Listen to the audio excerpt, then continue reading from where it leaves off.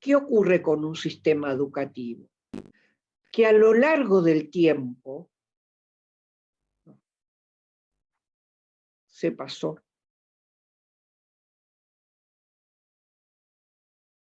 A lo largo del tiempo va creando con sus saberes, con sus prácticas, con sus hábitos, muchas capas sedimentarias, como pudieran estar representadas en esta isla. Ustedes ven los distintos sedimentos de cada época, de cada modelo educativo, de cada modo de hacer docencia.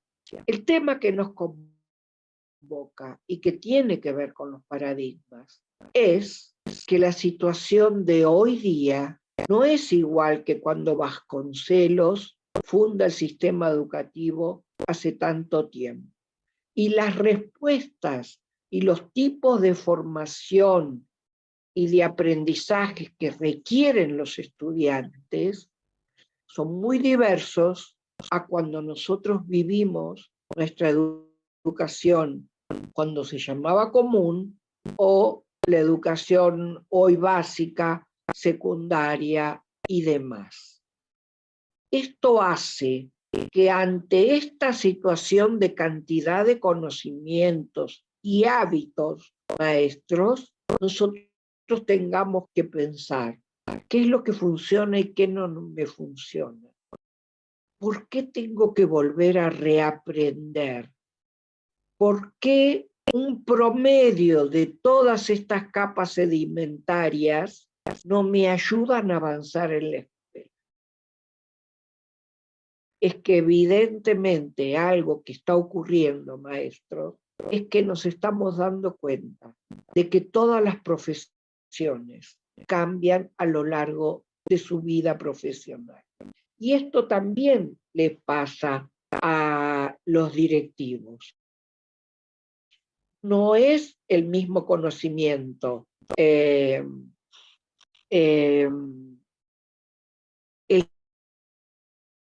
que necesitamos hoy día que cuando nosotros terminamos la normal o la universidad.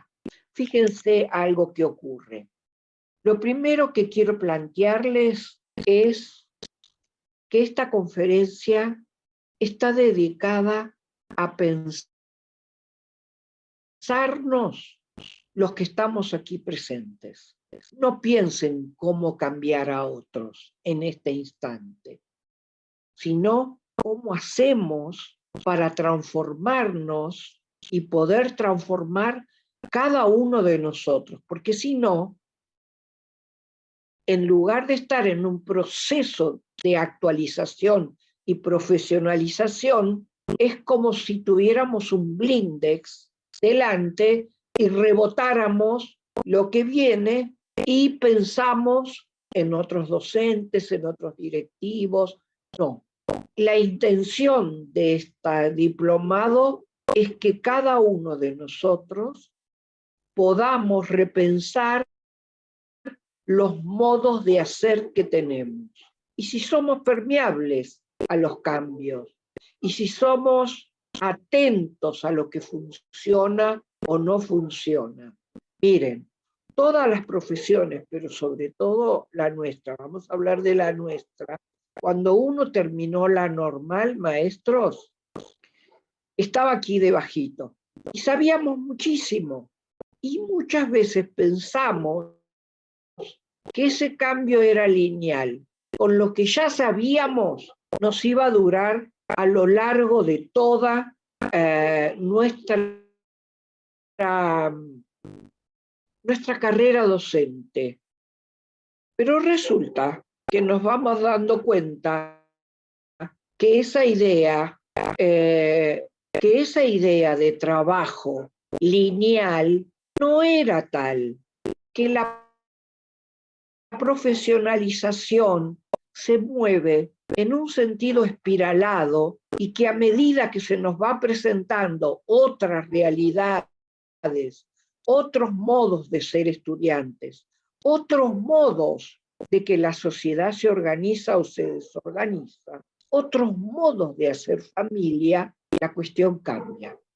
Entonces, fíjense, sabemos mucho, nos encontramos con un problema, con una situación, y las cuestiones van cambiando. Y eso nos lleva a cada uno de nosotros a darnos cuenta y reflexionar que tenemos que experimentar nuevas modas, nuevos modos de hacer.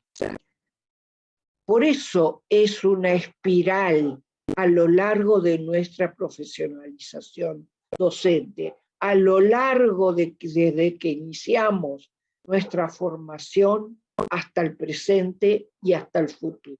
Hay una cosa muy relevante de darnos cuenta, y es la práctica docente no es la misma. Y cuando digo de las docencias, estoy refiriéndome también a directivos, supervisores, jefes de sector y demás, porque somos las docencias en distintos puestos de trabajo, ¿verdad? Las docencias que a lo largo del tiempo y según la experiencia y demás, podemos ser o no una comunidad de aprendizaje. En realidad, hoy no vamos a lograr que los chicos, que los niños, que los adolescentes aprendan más si nosotros como comunidad educativa no nos convertimos en una comunidad de aprendizaje. Directivos, supervisores, docentes y ATPs, que podamos hablar, que podamos dialogar, que compartamos habilidades y que de ese modo seamos capaces de atender los problemas que se nos presenten.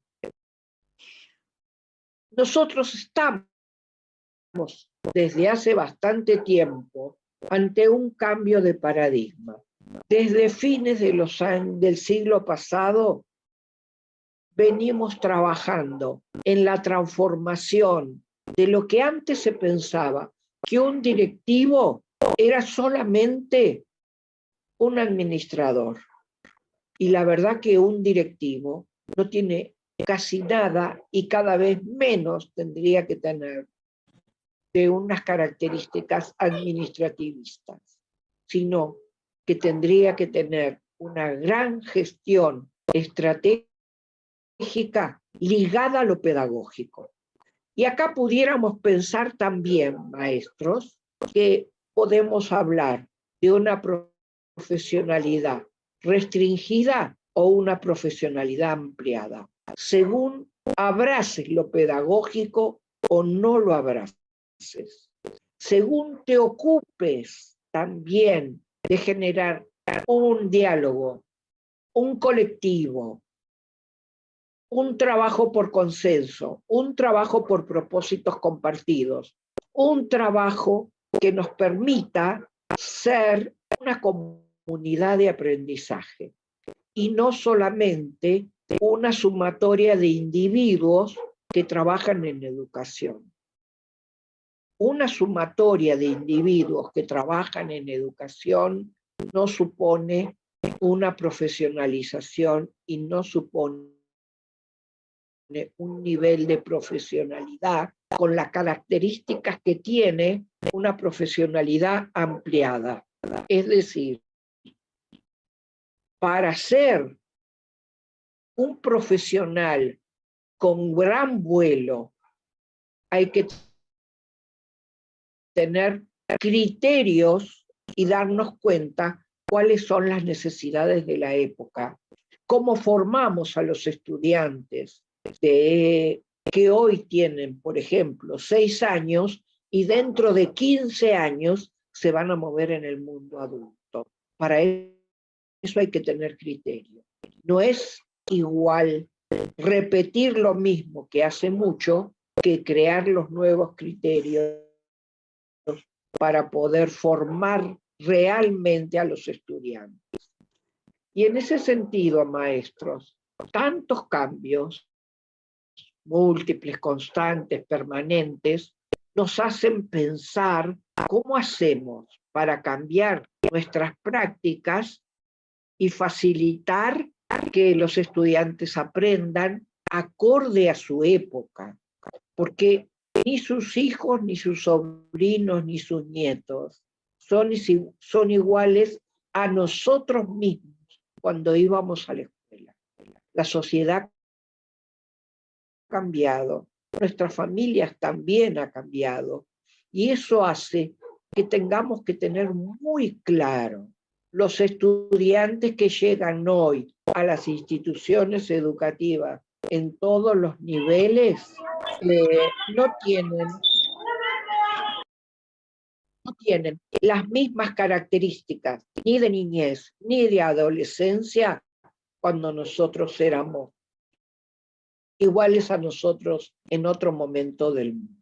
Y si uno no tiene claro eso, maestros, vamos a estar esperando hacer lo mismo y esperar de los estudiantes lo mismo. Y la verdad es que no lo van a lograr, porque el mundo cambió, la socialización cambió mucho. No quiero decir que siempre estoy a favor, tampoco eso, pero que tenemos que abrazar a los niños y a los jóvenes de esta época, no queda la menor duda. Y eso hace que nuestra profesión tenga que cambiar. Un odontólogo no trabaja del mismo modo ahora que hace 100 años, ni 50 ni 10. Un oftalmólogo tampoco. Y un cirujano también tiene criterios y herramientas de diagnóstico y de trabajo y estrategias distintas para atender a la diversidad, hablando de inclusión. Si un cirujano atendiera igual, del mismo modo, con la misma metodología y estrategia, a un niñito de 3 meses, a un señor de 97 años, o un portador de HIV para operarle su apéndice, no puede hacer lo mismo. Él tiene una base teórica, pero la realidad le impone hacer un diagnóstico en situación para poder atender lo que tiene que atender. Y eso es lo que está cambiando la docencia, que hoy día requerimos actuar en situación, con la misma autonomía que tiene un cirujano. Eso es una profesión. ¿Y por qué decimos autonomía interdependiente? Porque cada cirujano no hace lo que quiere. Cada cirujano tiene que ver con una teoría, tiene que ver con una clínica, un hospital, tiene que ver con la trayectoria y la acumulación de conocimiento. Un cirujano no solo hace lo que dice la teoría, va mejorando lo que puede hacer, porque no todo está escrito en los libros. Y ese es un tema importante para poder cambiar los paradigmas. Darse cuenta que la teoría y el conocimiento que proviene de la práctica que ustedes tienen están casi a la par, y que hay que usarla con mucha inteligencia y sabiduría. Una de las cuestiones muy relevantes de cambio de paradigma es la importancia de la práctica. Por eso, muchas veces en nuestras actividades los llamamos a reflexionar sobre sus propias prácticas. Este no es un diplomado para docentes de aula. Y en ese sentido, nuestra necesidad es que ustedes se involucren como directivos, asumiendo y reconociendo qué no va más, maestros, qué es lo que hay que transformar. Podemos seguir haciendo planas, podemos seguir haciendo copias del pizarrón. Es una actividad cognitiva que tiene algún sentido para un estudiante, aprende algo, porque tengo que decirles algo. En América Latina, los estudiantes de básica aprenden a comprender lo que están estudiando a los 11 años. Y eso implica, maestros, que se perdieron muchos años en la escuela casi en estado, ¿cómo les diría? Presencial, pero no participativo. Y esto tenemos que empezar a observarlo, porque esto genera exclusión. Un directivo con sus habilidades tiene que aprender a observar para ver por dónde se filtra la exclusión en su institución. No es solamente los docentes, sino qué prácticas generan esa exclusión. Aprendamos, este diplomado, vuelvo a insistir, es para repensar su rol y su función. Cuando lleguemos sobre el final, vamos a trabajar también sobre temáticas de aula. ¿Para qué? Para volver a tener esa sabiduría y poder acompañar a los docentes de aula. Pero tengan cuidado en no caer en el viejo paradigma. Estoy en un curso para profesionalizarme y resulta que termino preguntando ¿qué hago con los maestros que no trabajan bien? Y yo, a modo de provocación, nada más, maestros, con todo respeto, podría preguntar ¿qué ha hecho usted? ¿Qué hacemos nosotros? ¿Qué hacemos todos juntos para elevar el nivel de desempeño de los docentes? Entonces, sigamos, si les parece.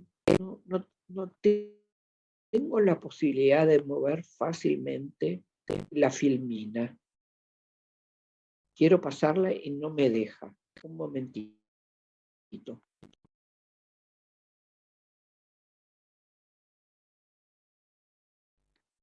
A ver.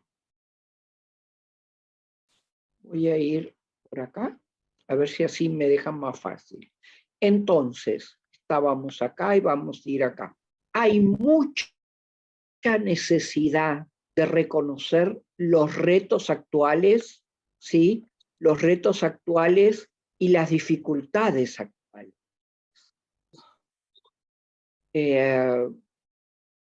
Aumentar la capacidad de ver, comprender, pensar y actuar. Dedíquense en este diplomado a alimentarse todo lo que requieran. Estamos a su disposición para seguir el ritmo de su propia profesionalización. Ahora, ¿qué quiero decir con esto? Hay que comprender varias cuestiones. Ustedes van a encontrar muchas veces en los textos, como en el de Ángeles Roget, el Domingo Roget, que se habla de competencias. Y en general ahora se está hablando de habilidades. Y en ese sentido quiero hacer una pequeña aclaración. Si dice competencias, hasta no hace mucho tiempo se usaba el término más de competencias. Hoy día se habla de habilidades, porque en realidad la competencia es la agrupación de esas habilidades intelectuales, emocionales, cognitivas y de saber hacer. Es decir, que si nosotros tomáramos todas las habilidades, tendríamos unas competencias profesionales maravillosas para ser directivos. ¿Qué hace falta para eso? Ver la realidad, comprenderla y actuar. Por dos razones. Una, cambió la realidad muchísimo. Y dos, evolucionó el pensamiento docente también de maneras muy distintas. Y lo que se piensa hoy como procesos de enseñanza para que aprendan, no como procesos de enseñanza nada más que se den, no. Nuestra preocupación como directivos es lo que ocurre en nuestras instituciones. ¿Genera aprendizaje o solo estamos enseñando? Porque a nosotros, a ustedes como directivos, les tiene que ocupar mejorar lo que está ocurriendo en las aulas para poder mover ese nivel de aprendizaje. Por eso se dice Michel Godet, queremos un mundo que cambie con nosotros, sin nosotros o contra nosotros. Y eso hay que tenerlo muy claro, porque sí hay un cambio de paradigma según como ustedes se planteen qué hacemos con el mundo. ¿Lo dejamos como está? ¿Lo movilizamos? Miro mi escuela, miro mis habilidades, reconozco el legado que tengo de antes. ¿Por qué me juego? ¿Por una gobernabilidad pedagógica o me quedo nada más en un modelo administrativista que total va funcionando a veces? Entonces, una de las cuestiones es que hay muchas prácticas instaladas que ustedes sí pueden ir escribiendo en su bitácora. Las que están instaladas en los docentes y ya no funcionan. Si ustedes tienen un relevamiento de eso, es distinto que quejarse de docentes. Tienen la capacidad de ver lo que ya no funciona en los otros y en nosotros. Por otra parte, cuando uno sabe ver lo que no funciona, habilita en su propio desarrollo cognitivo el inicio a pensar qué podría funcionar. Y eso es ya una aceptación del cambio. Ya es, perdón, ya es aceptar que tengo que mejorar las estrategias, los modos de incluir y, como decía el poeta, hacer camino al andar. Y si no hay camino, lo invento. ¿Por qué? ¿De dónde salió todo este conocimiento sobre la importancia de los directivos? Básicamente, de ver el desajuste que hay, porque en todas las escuelas hay escuelas que trabajan muy bien, otras escuelas que tienen resultados medianamente buenos y otras escuelas que tienen un empobrecido movimiento hacia el aprendizaje. Y esto se da porque hay de todo, hay personas, hay fines, hay procesos y hay objetivos, pero está todo desajustado, no están integrados en un plan de mejora. Y entender lo que es un plan educativo de mejora continua es mucho más profundo de lo que a veces nos damos cuenta.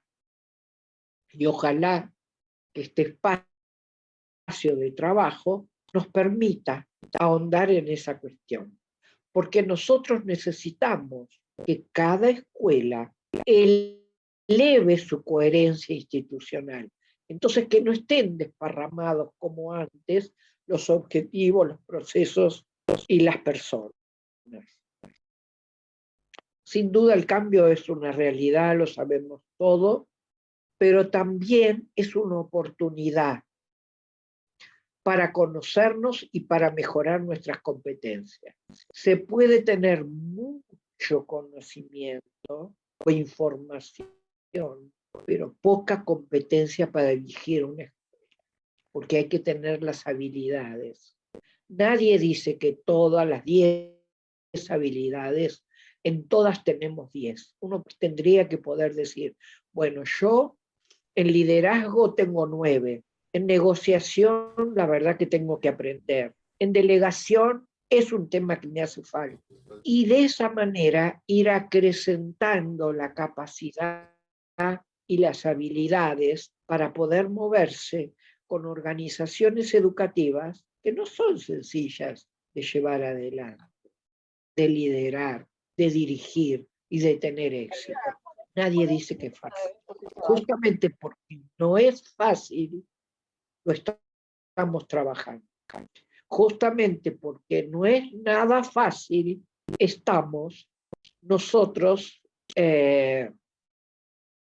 compartiendo este objetivo del Instituto de Educación de Aguascalientes. Así que sigamos pensando, ¿por qué hay que desaprender en esta época?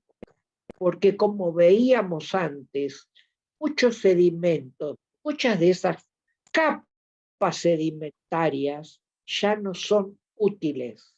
Lo que pasa es que nosotros no podemos, no sabemos todo, porque no le pasa lo mismo a todas las instituciones. Lo que sí sabemos, no les podemos decir qué es lo que hay que sacar. Puedo decirle algunas cuestiones. No se puede pegar en la escuela, el derecho a la educación es un hecho. Y no es solamente asistir, sino tener la oportunidad de aprender. La oportunidad de aprender y de hacerme de las semillas para tener un futuro. Es decir, que nosotros somos como directivos garantes del futuro. Y como garantes de futuro tenemos que replantearnos cómo se están haciendo las cosas ahora, porque lo que se hizo en el pasado no es inmutable, va cambiando en el tiempo, como cambian otras profesiones. Y hay que desarmar esquemas, y eso supone deconstruir, desaprender, y lo que muchos les pedimos y les recomendamos es que tomen conciencia de qué prácticas que ustedes tienen hoy día empiezan a saber o ya saben que tienen que desaprender. Cuando uno tiene una lista de lo que tiene que desaprender, sabe más. Es más adecuado a la época. Empieza a cambiar de paradigma. A lo mejor todavía no sabes cómo lo vas a hacer. Lo importante es saber qué es lo que hay que desaprender. Mire, yo tengo un maestro que se llama Cantinflas, señor mexicano, maravilloso, que decía cosas muy inteligentes. Y él decía, cuando uno sabe lo que sabe y sabe lo que no sabe, sabe más que cuando no sabe lo que no sabe. Él ya tenía en ese ingenioso humor que lo transitaba un concepto del desaprender. Entonces, saber lo que hay que desaprender es un punto relevante para poder iniciar una mejora o un cambio. Sin duda, maestros, sin duda. Entonces, a tener muy claro qué es lo que tenemos que desaprender nosotros, qué es lo que tiene que desaprender la institución, qué es lo que tiene que desaprender las docencias de la institución. Pero no pongan al de enfrente en contra, porque el que va a tener que aprender cómo hacer todo eso son ustedes mismos. Entonces, mucha claridad sobre lo que cada uno de ustedes en este rol de directivos tienen que desaprender.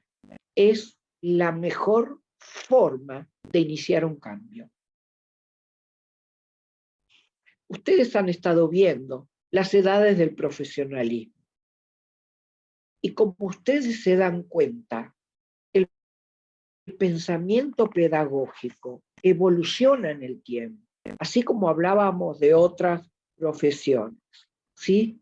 No es igual a lo largo del tiempo y a veces en un mismo tiempo también hay teorías contrapuestas, pero el profesionalismo lo necesitamos para cambiar. Una mochila de piedras que ustedes tienen y que llevan todos los días y que tienen que aclarar cuál no va más, cuál elijo, porque el promedio de las piedras no me deja caminar. Y no habría que llevar una mochila de piedras, habría que convertirlo en conocimiento y sabiduría.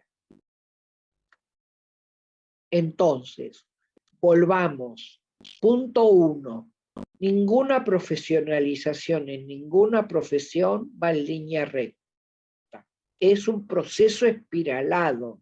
Uno sabe, lo resuelve, en otros momentos se le aparece otra situación y reconozcamos, no sabemos, pero ya darse cuenta que uno no sabe, tiene la oportunidad de poder aprender cómo hacer para resolver esa situación. ¿Qué más?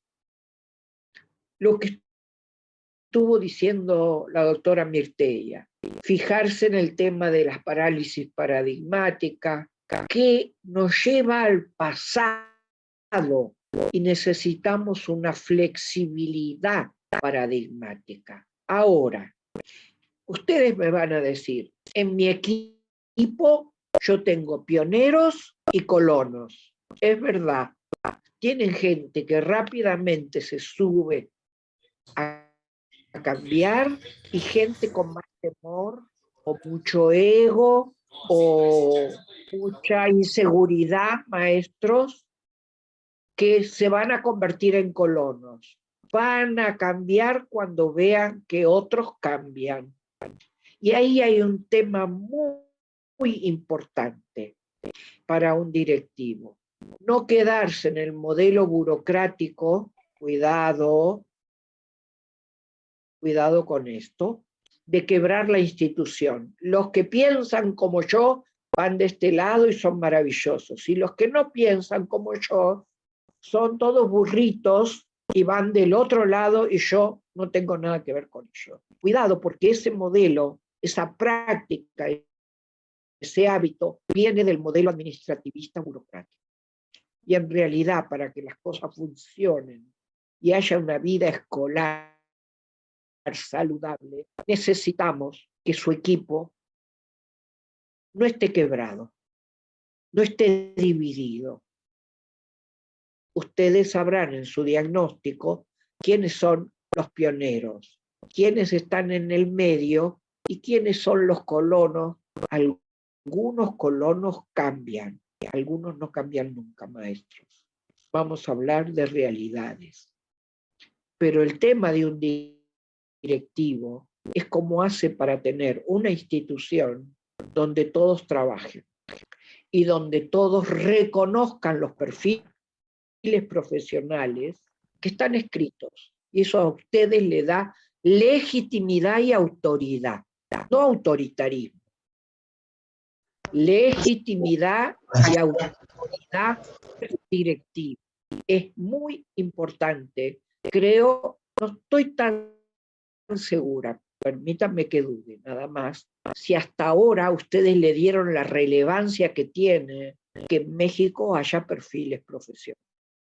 Porque lo que está dibujado ahí es cuál es la responsabilidad de cada uno en el resultado de los aprendizajes, de un supervisor, de un directivo, de un docente, de un ATP, de un subdirector. Y eso tendría que funcionar como una comunidad de aprendizaje. Y estas son buenas razones para estar pensando en las habilidades de los directivos y la relevancia que tienen. No podemos seguir con esta mole de piedra. Tema 1. Tema 2. Cuando un directivo es eficaz y éticamente saludable y sabio, sabe que tiene que trabajar por los aprendizajes de los estudiantes y a la vez está trabajando sobre la profesionalidad de su equipo en la institución. Primer cuestión, convertir las individualidades en un equipo. Y lo vamos a estar trabajando en el módulo 4, en la sesión 4. Pero hay que estar abierto a no solamente tener una técnica o unos conocimientos para armar equipo, sino qué es lo que se resiste en mí para armar equipo, para habilitar equipo. Cuando uno tiene ese autoconocimiento más a la mano, cuando uno vio el video de Esperanza Hernández sobre el punto ciego tiene más posibilidad de autoconocimiento para poder emprender una mejora sustantiva y sistemática en las escuelas, como directivo. Entonces, venimos pasando de lo que se llamaba administración y control a gestión. Y de esa gestión hay dos, es como una mano. De un lado hacemos gestión cuando somos directivos y del otro lado hacemos liderazgo. Es como, voy a dar un ejemplo, maestros. Referido a los clubes de fútbol. Para ponerse la camiseta de un club de fútbol no alcanza con saber de gestión. El director técnico sabe de cómo movilizar las estrategias de un equipo, pero también cómo liderar esa unión de un equipo. Entonces, gestión y liderazgo no son contrarios, son dos habilidades que se complementan. Por un lado, para organizar y planificar la institución, pero por otro lado, maestros, para incluir un equipo que no alcanza con tener escrito un programa de educación de mejora continua si el equipo no tiene puesta la camiseta de ese programa. Entonces, cuidado con esas temáticas. Bien, ¿qué gestión es centrar a la institución alrededor de la búsqueda de una vida escolar que genere aprendizaje para todos los estudiantes de cada centro? Todos tenemos que asumir, todos los que estamos aquí, más todos los docentes de sus escuelas, generan política educativa todos los días a cada instante. Y este es el tema tan relevante por la que ustedes son directivos, porque esa política educativa de cada aula, pero en su institución, tiene que ser coherente, tiene que estar centrado en los principios pedagógicos que llevan al aprendizaje de los estudiantes hoy día. Cuando uno no tiene en cuenta que en realidad como directivo está para influir positivamente en la vida de los estudiantes, es probable que muchas situaciones de la escuela y muchos espacios de exclusión no tengamos posibilidad de verlos. ¿Yo me doy a entender? Entonces, maestros, directivos, algo importante que quiero decir.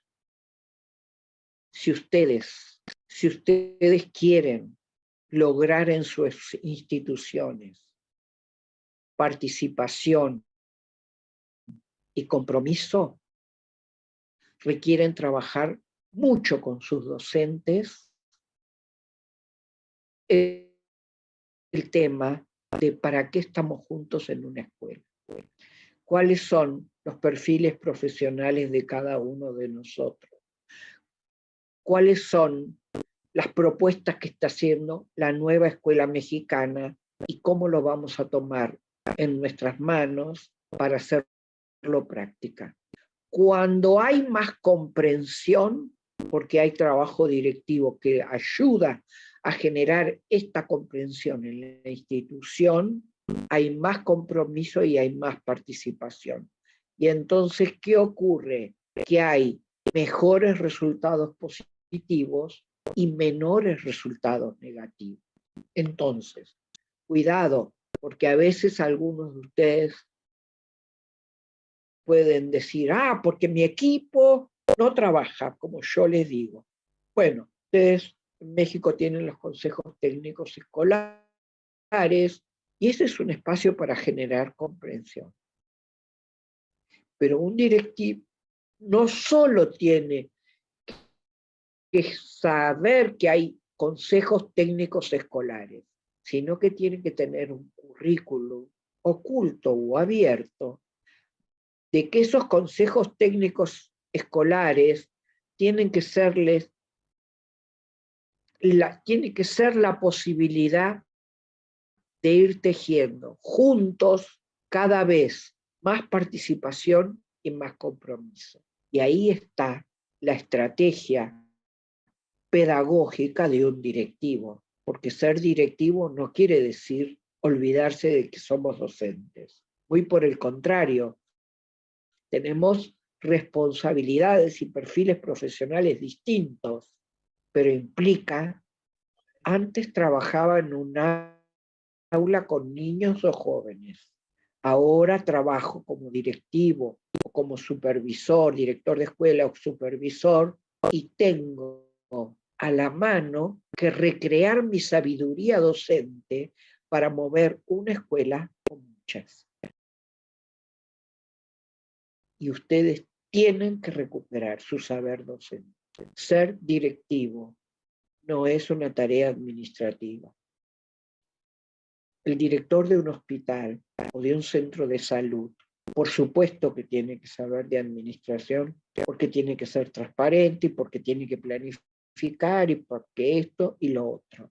Pero también sabe que tiene que lograr salud. Y un directivo tiene que lograr aprendizaje. A través de los docentes. No es que ustedes se tienen que meter dentro de cada aula para generar aprendizaje, sino que los consejos técnicos, las observaciones y las devoluciones y todos los otros procesos que hay de profesionalización los tiene que llevar a generar esa comunidad que transforma lo que hay y que genera más aprendizaje.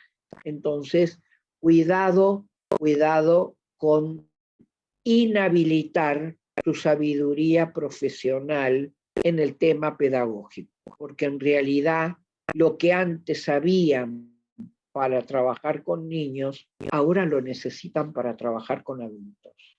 Y esta es la profesionalización, esta como muchas otras, necesaria para poder pensar cómo hago para trasladar mis saberes pedagógicos en saberes pedagógicos necesarios para conducir la vida escolar de una escuela, en cualquiera de sus niveles. Hablo de una escuela entre comillas. Y acá hay una cosa muy importante, que quiero compartir con ustedes. Algunas de estas filminas, varias, la vimos en la conferencia cuando estuvimos en la Universidad de las Artes. Pero éramos tantos los que estábamos allí que era difícil generar una intimidad de reflexión. Sin duda, un sistema educativo tiene un organigrama como este, no hay duda.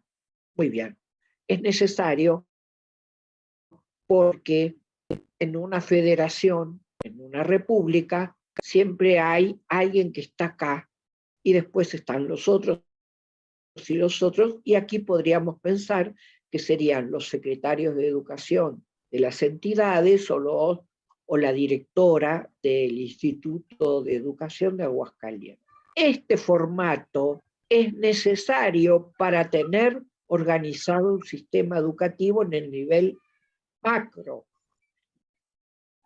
Fernanda, ¿te interesaría estar en la reunión? Ok, te convoco a que participes y estés aquí. Ahora, maestros, esto es en el nivel macro.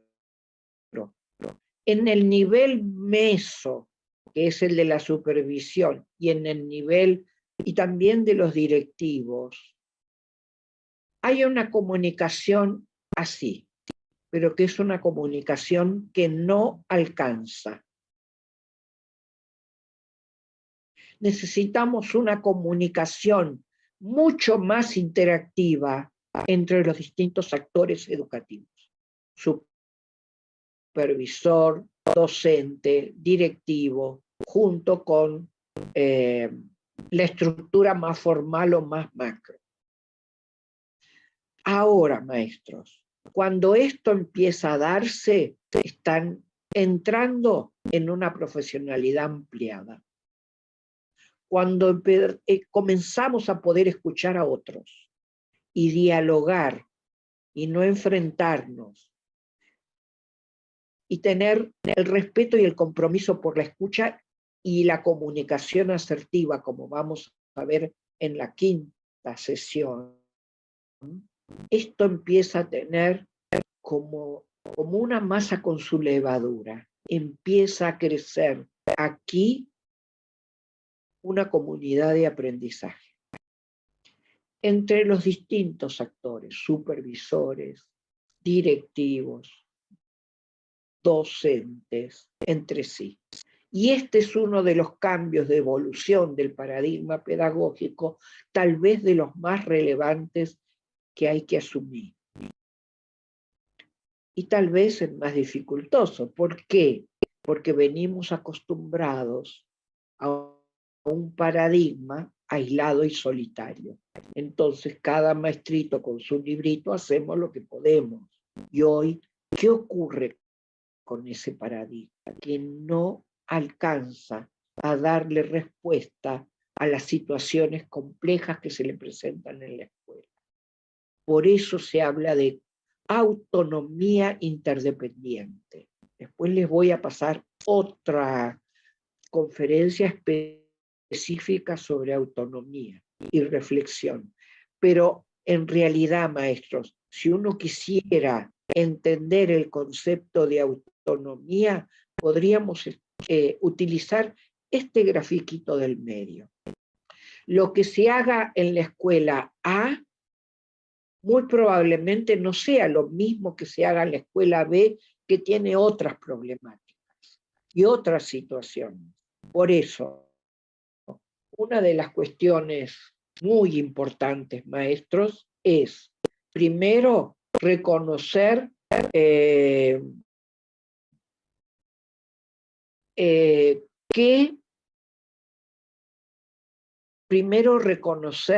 cómo es la situación en su escuela, cuáles son las situaciones que se le presentan.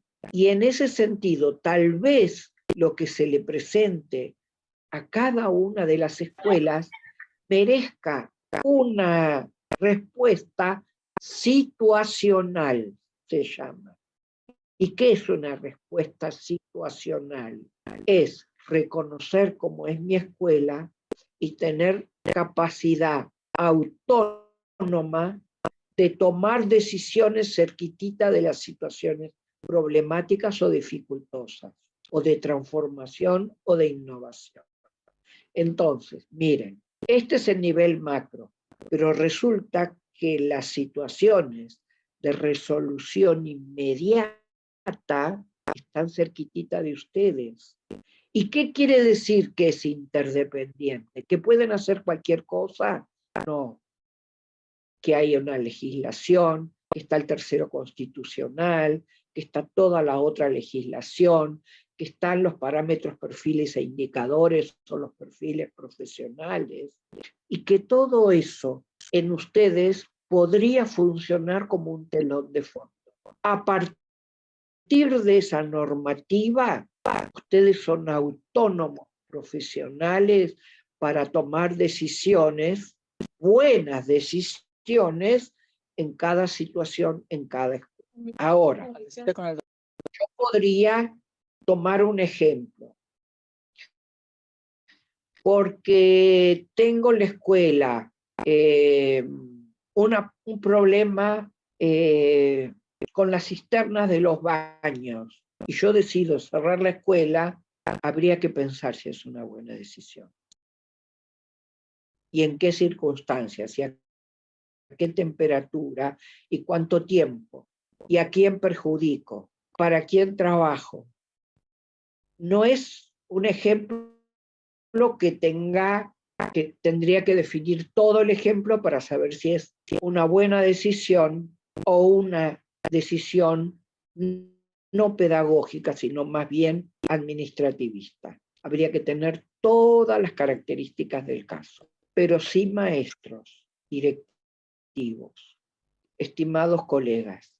El conocer los perfiles profesionales es lo que hace que ustedes ganen legitimidad y autoridad. No se los pueden saltear, los propios y los de los otros,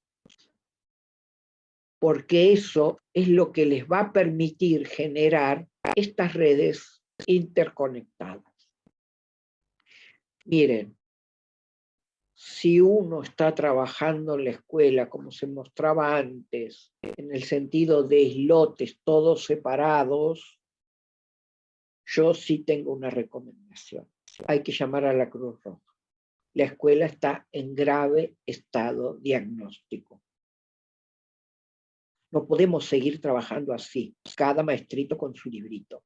Requiere un buen diagnóstico y una capacidad de ver cómo hacemos para trabajar más interconectados. ¿Por qué? Porque necesitamos equipo para resolver lo que ocurre en las escuelas, y el equipo es un grupo de personas que se necesitan entre sí para lograr un resultado.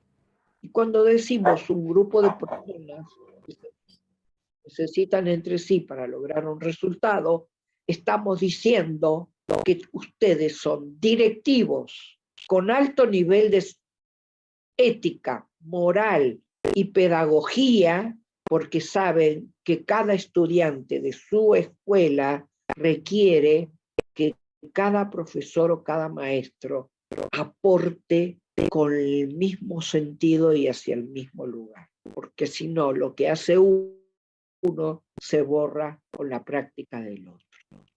¿Qué es la autonomía? Es la capacidad de tener iniciativa, autogobierno, independencia, pero con interdependencia.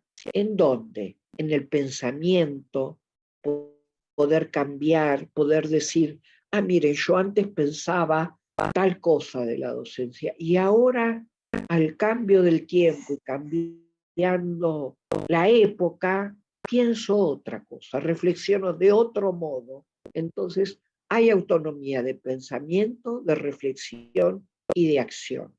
¿Por qué todo esto que digo, maestros, tiene un sentido?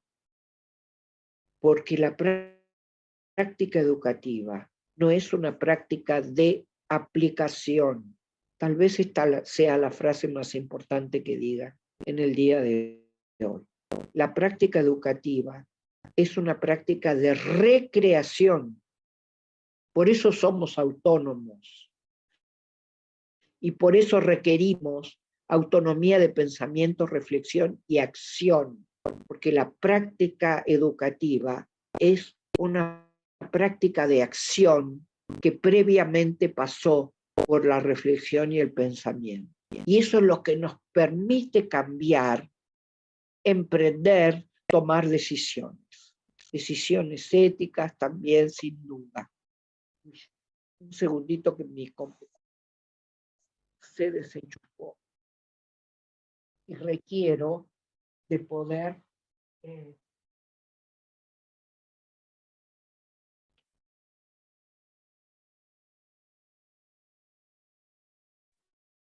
bien, ahí estamos mejor.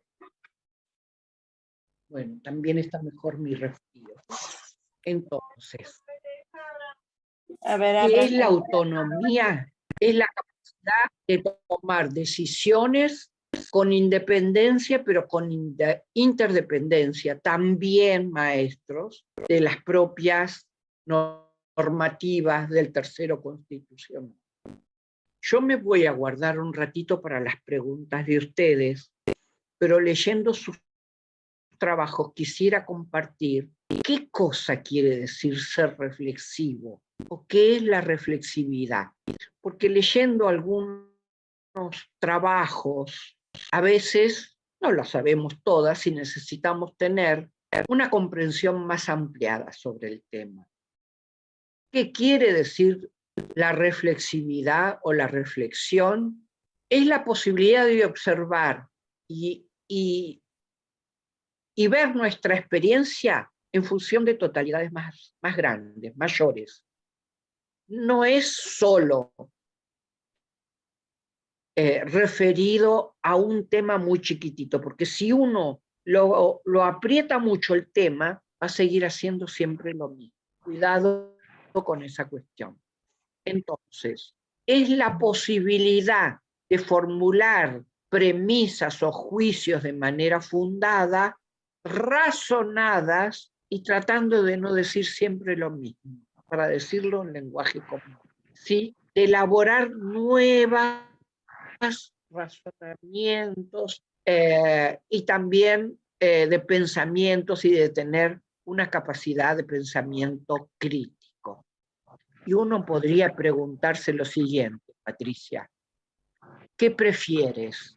¿Un lápiz para escribir algo de tu futuro y el futuro de tu escuela? ¿O una goma para borrar algo del pasado? Los dos vienen bien.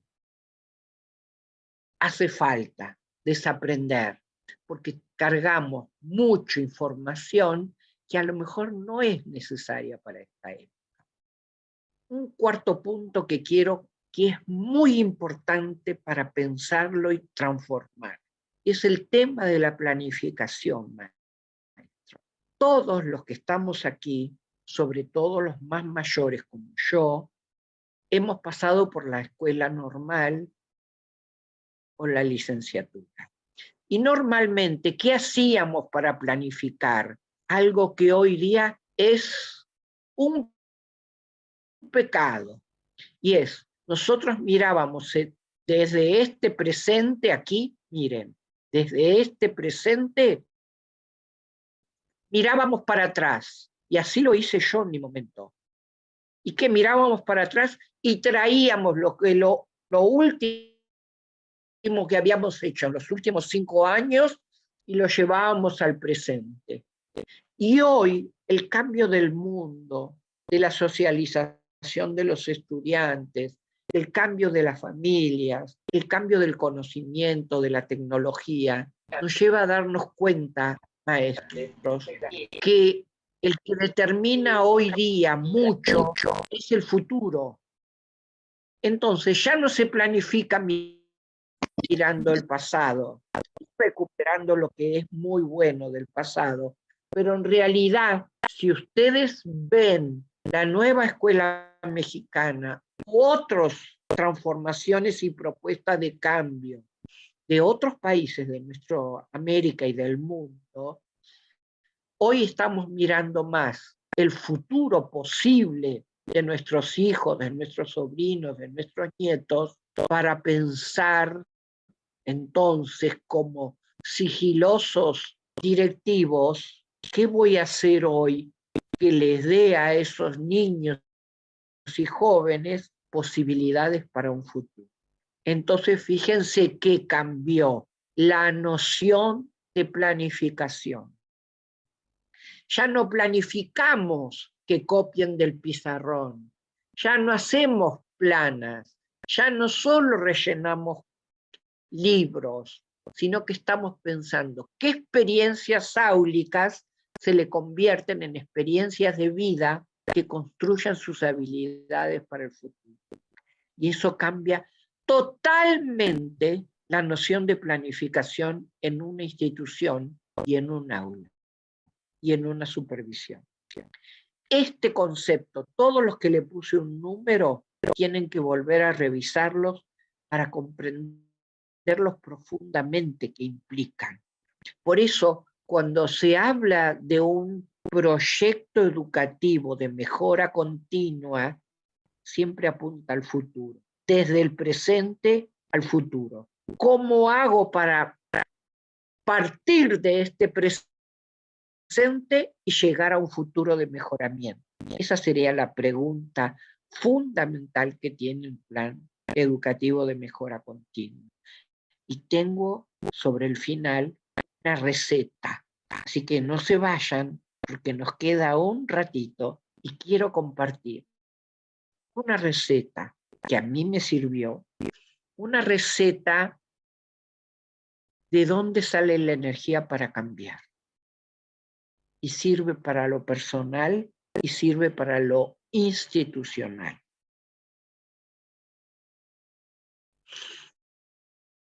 Nosotros estamos viendo algo que tiene que ver con las habilidades directivas. Estuvimos trabajando ahora mucho más en liderazgo, estuvimos trabajando en gestión estratégica, aunque no lo hayamos dicho así, y hay que revisar un poco qué quiere decir cambiar para mejorar, porque no todo cambio en una escuela es mejora, y un directivo tiene que saber en qué se involucra con sus docentes para cambiar. Si lo involucras en todo, se va a gastar. Entonces, les quiero mostrar aquí algo importante, que es esta base que está aquí, y es un concepto que para mí es distinto de cómo se decía antes. ¿Se acuerdan que hablábamos del aprendizaje a lo largo de toda la vida? Muy importante.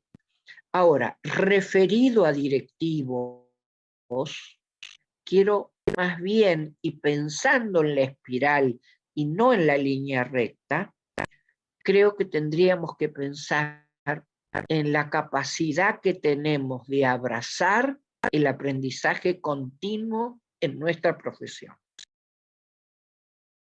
Ese es el tema. ¿Cómo somos capaces de tomar nueva información y hacerla conocimiento? ¿Y cómo somos capaces de desaprender porque no sirve más? Eso sí es aprendizaje continuo en la profesión de directivo y también de la docencia, pero ahora estamos hablando con ustedes. Es muy importante tener esa noción y saber soltar lo que no va más y saber identificar lo que hay que soltar, que no siempre es tan sencillo, May. ¿Y qué son las habilidades? Es la capacidad, y lo voy a decir rápido, de mover una institución con conciencia, resolver problemas, hacer proyectos o planes de mejora, es la capacidad de innovar y de volver a generar conocimiento sobre lo que vengo haciendo hace un tiempo como directivo. Otra perspectiva, otra capacidad así como mágica de volver a pensar. Ustedes ahora van a entrar en un pequeño receso, y eso a lo mejor les va a dar la oportunidad también de unir conceptos que en este diplomado están así como más dispersos, y que siempre cumplir con una agenda implica que uno toma, y un día genera una red de conocimiento. Estoy segura que les va a pasar. ¿Qué es ser directivo? Es saber movilizar, es saber integrar, es desempeño, es la habilidad necesaria y probada en la realidad. Y sí, cuando uno es directivo, sabe transferir esos conocimientos a otro ámbito. Por eso después puede aspirar a ser supervisor, jefe de sector. Pero implica siempre un repertorio de estrategias y de reflexiones. Por eso tanto insistimos. ¿Cuál es su reflexión? No es que solo nos diga lo que dice el texto, sino en su puesto de trabajo. ¿Qué implica? Es para nutrir ese propio pensamiento propio que ustedes van desarrollando cada vez más. Estamos entrando en el tema de habilidades directivas y se requiere creatividad, reflexión, decisión, porque son decisiones muy relevantes. Como decía mi maestro Juan Carlos, con el que he tenido la oportunidad de trabajar mucho tiempo. Entonces, cuidado con que Cuidado con desgastarse refunfuñando mientras siguen luchando contra los síntomas y las causas se eternizan. Por eso es tan importante diagnosticar bien, porque si uno tiene gastritis y se toma una aspirina, no va a resolver nada, no va a resolver atacando un síntoma con una aspirina. Y eso es muy relevante para cuidar su propia energía. Un tema, toda la escuela alfabetiza. Hoy los padres miran las buenas escuelas, mirando la entrada a la institución, la salida a la institución, y entonces hay que estar bien atentos a esta cuestión. No lo voy a tratar ahora, pero sí es un tema de la evaluación de la semana que viene. ¿Qué es la gobernabilidad pedagógica? ¿Qué implica para un directivo? ¿Qué es la autonomía? ¿Qué es la gestión? ¿Es la parte contraria del liderazgo? ¿O tienen que ver y son complementarios? ¿Qué es la gestión escolar? ¿Para qué? ¿Para qué es el liderazgo? ¿Es para mandonear a los otros o para dejar de mandonear y unir voluntades docentes y sabidurías docentes? ¿Cuáles son las nuevas necesidades de la profesionalidad docente? ¿Gritonear o el diálogo? ¿El ego o la humildad? ¿La escucha o pensar que comunicar es solo hablar? Son temas muy relevantes a la hora de pensar qué es ser directivo hoy día. ¿Qué es la colaboración? ¿Somos capaces de habilitar colaboración? Y aquí voy a cerrar con esta pequeña receta de cambio individual o en una institución. Imaginen que yo en mis manos tengo aquí una liga elástica. Y acá es la situación donde estoy. Si yo voy por la vida, como les decía, en la Universidad de las Artes, agachado y sin ver ninguna posibilidad de mejora o de futuro, es muy probable que el bajón me gane, que la depresión me gane. Y entonces hay que pensar, como dice Kaufman, ¿de dónde sale la energía para cambiar? ¿Y saben de dónde sale? De distinguir dónde estamos parados ahora y a dónde queremos llegar en ese futuro de mejoramiento. Porque ¿qué ocurre ahí con nosotros y con los otros? Esto se llama el principio de la atención creativa. Y es, en esta realidad presente, ¿cómo hago para llegar a un futuro mejor? Hay algo que hay que distinguir cuando es directivo. Una cosa es quejarse todo el tiempo. Y una cosa muy distinta, maestros, es tener un nivel de insatisfacción. Este equipo puede mejor, podríamos tener una escuela más articulada, más coherente, que tenga mejores resultados, que los procesos internos dentro de las aulas sean más atinados, más colaborativos, más cooperativos, que los estudiantes se diviertan más aprendiendo, por supuesto. Cuando esto ocurre, yo tengo un nivel de insatisfacción sobre la práctica y sobre lo que logro, aún trabajando mucho, cuando yo jalo de ese nivel de insatisfacción, supongan que un docente o una docente me dice, ay, yo con estos dos estudiantes ya no sé qué hacer.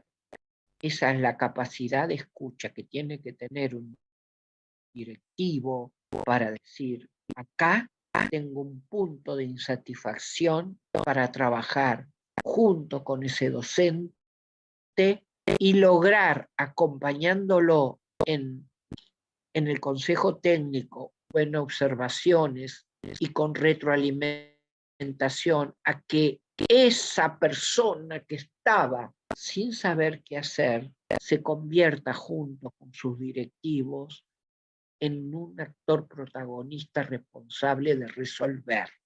Y eso es lo que hace que los docentes también sean más autónomos. Y un directivo con capacidad de mover la autonomía propia y la de su equipo.